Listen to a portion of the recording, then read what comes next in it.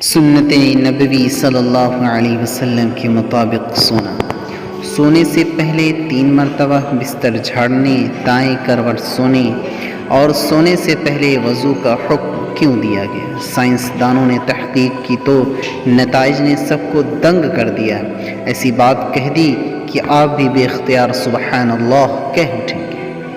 ہمارے پیارے نبی کریم صلی اللہ علیہ وسلم نے آج سے 1400 سال قبل جو سنت اختیار کی تھی اور ان پر عمل پیرا ہونے کا حکم دیا تھا، آج سائنس بھی ان احکامات کو مسلم تسلیم کر رہی ہے۔ نبی کریم صلی اللہ علیہ وسلم کے احکامات اور سنت سے یہ بات ہے کہ سونے سے قبل اپنے بستر کو 3 بار جھاڑ لینا چاہیے۔ بظاہر تو ایسا نظر آتا ہے کہ اس حکم کا مقصد بستر پر کیڑے مکوڑوں یا کسی اور نقصان دہ چیز سے صاف کرنا ہے، لیکن سائنسی تحقیق میں ایسا ہوش رہا انکشاف ہوا ہے کہ آپ بھی دنگ رہ جائیں گے۔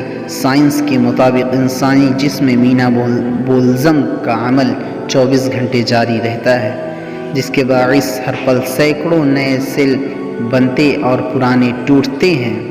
حیران کن بات یہ ہے کہ سونے کے دوران جسم میں ٹوٹنے والے سیل بستر ہی پر گر جاتے ہیں، جو انتہائی چھوٹے ہونے کے سبب نظر نہیں آتے۔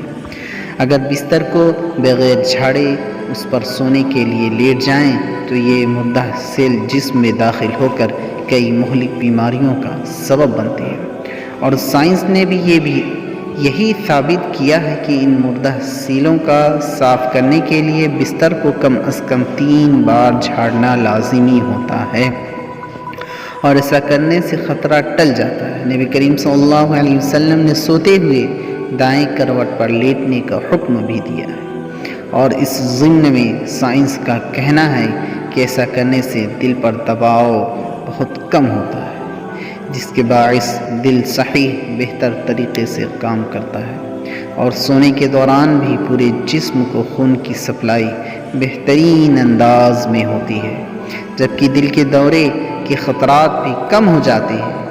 اس کے علاوہ دائیں کروٹ پر سونے سے معدہ بھی اوپر کی جانب ہوتا ہے، اور اسے رات میں کھائی جانے والی غذا کو ہضم کرنے میں آسانی ہوتی ہے۔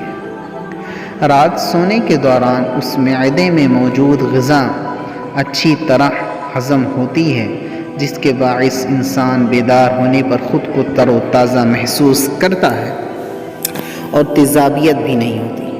ہمارے پیارے نبی کریم صلی اللہ علیہ وسلم کے احکامات کے مطابق سونے سے قبل باوضو ہو کر سونے کا حکم دیا گیا ہے۔ عشاء کی نماز سے قبل دانتوں کو مسواک کرنے یا برش کرنے اور پھر باوضو حالت ہی میں سونے کا حکم موجود ہے۔ اسی کی سائنسی توضیح آج کے سائنسدان یہ پیش کرتے ہیں کہ رات میں دانت صاف کرنے کے سبب انسان دانتوں کی بیماریوں کے ساتھ ساتھ دل کی مہلک بیماریوں اور معدے کی بیماریوں سے محفوظ رہتا ہے۔